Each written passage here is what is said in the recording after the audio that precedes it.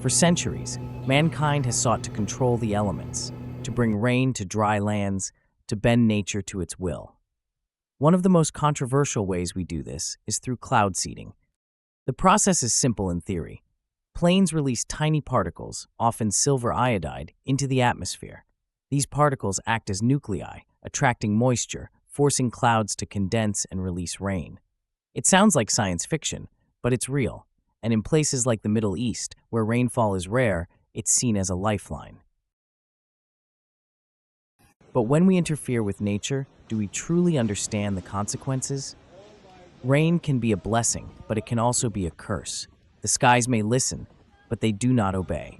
And when humans try to command the heavens, the response is not always gentle.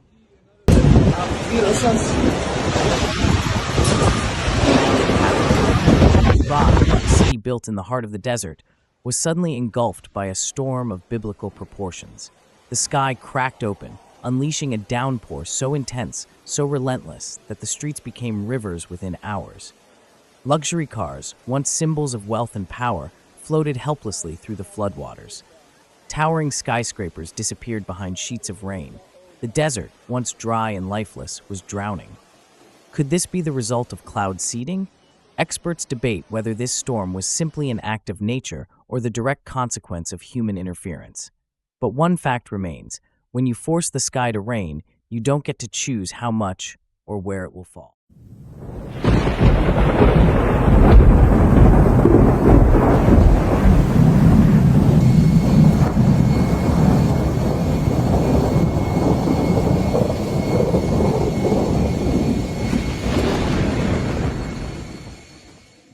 But the rain didn't stop. It kept falling. Storm drains overflowed. Roads vanished beneath torrents of water. People scrambled for safety as nature reclaimed the city.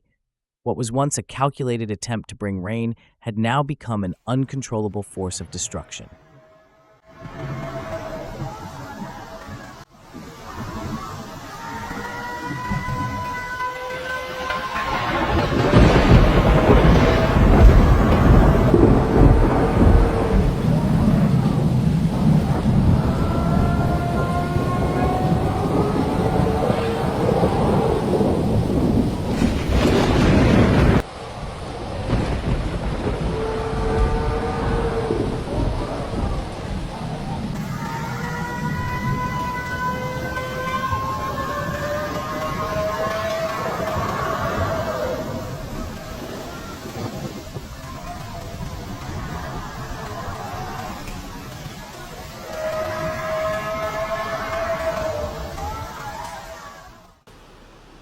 Human ambition met an untamed sky and lost. This is the danger of playing God. We believe we hold power over nature, but in reality, we are at its mercy. We manipulate the clouds, expecting them to obey, but the atmosphere does not take orders. It retaliates. The ancient world told stories of gods who punished mankind for their arrogance, of great floods, of divine wrath. Yet here we are, centuries later, still tempting fate, still reaching into the heavens with the belief that we can control what was never meant to be controlled.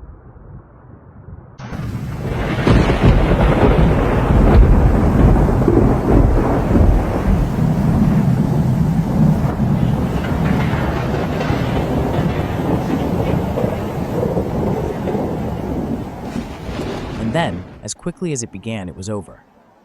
The clouds parted, the waters settled, but the destruction remained. Dubai, a city built to defy the desert, had been humbled by water. Cars abandoned, homes flooded, businesses left in ruins. The aftermath of a storm that was never meant to be. This is the cost of tampering with forces beyond our control. We may think we are advancing science, shaping the world to fit our desires, but when we push too far, nature pushes back harder. Because rain is not just water, it is power, it is destruction. And when we command the skies to open, we must be prepared for what comes with it. We once believed the weather was the work of gods. Storms were punishments, floods were warnings. Now we see them as scientific equations, something to be modified, something to be engineered. But nature does not forget, it does not forgive. And when we try to rewrite the rules of the atmosphere, we must remember, we are not in control.